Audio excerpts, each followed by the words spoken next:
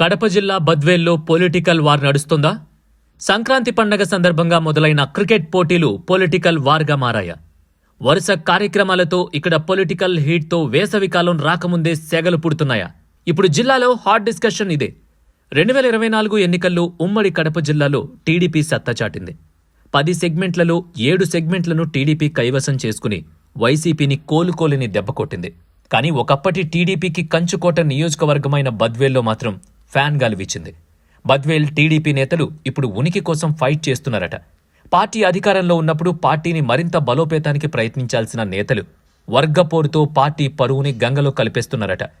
దీంతో బద్వేల్లో Ritesh Reddy versus DCCB bank chairman Suryanarayana రెడ్డిల మధ్య పచ్చగడ్డి వేస్తే భగ్గుమంటుందట.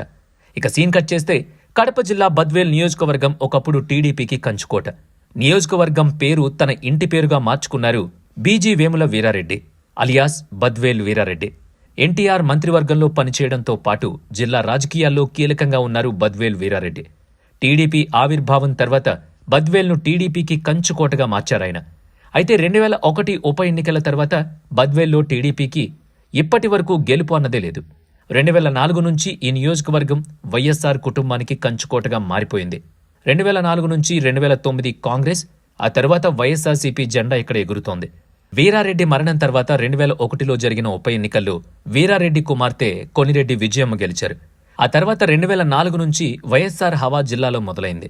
2004 ఎన్నికల్లో కాంగ్రెస్ అభ్యర్థి డీసీ గోవిందరెడ్డి చేతిలో విజయమ్మ ఓడిపోయారు.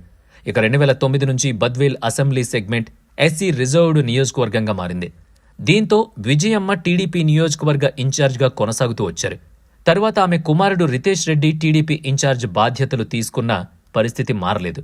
2024 ఎన్నికల్లో కడప జిల్లాలో టీడీపీ జెండా రెపరెపలాడితే బద్వేల్లో మాత్రం ఫ్యాన్ గాలే వీచింది. 2024 ఎన్నికల ముందు ఇన్ఛార్జ్ రితేష్ రెడ్డి పాదయాత్ర చేసినా పెద్దగా ఫలితం లేదు. ఈ ఎన్నికల్లో వైసీపీ అభ్యర్థి దాసరి సుధా మరోసారి ఘన విజయం సాధించారు.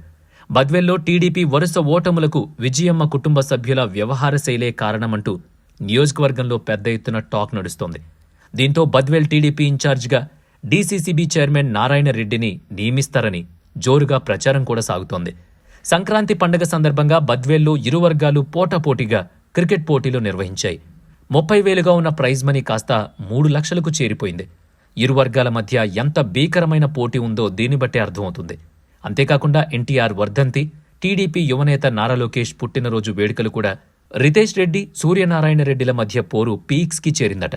దివంగత వీరారెడ్డి కుటుంబ సభ్యుల చేతిలో పార్టీ పగ్గాలు ఉన్నన్నాళ్లు పార్టీ గెలిచే దాఖలాలు లేవని, కొత్త వ్యక్తికి అవకాశమిస్తే మేలన్నది ఇప్పుడక్కడ టీడీపీలో బలంగా వినిపిస్తోంది.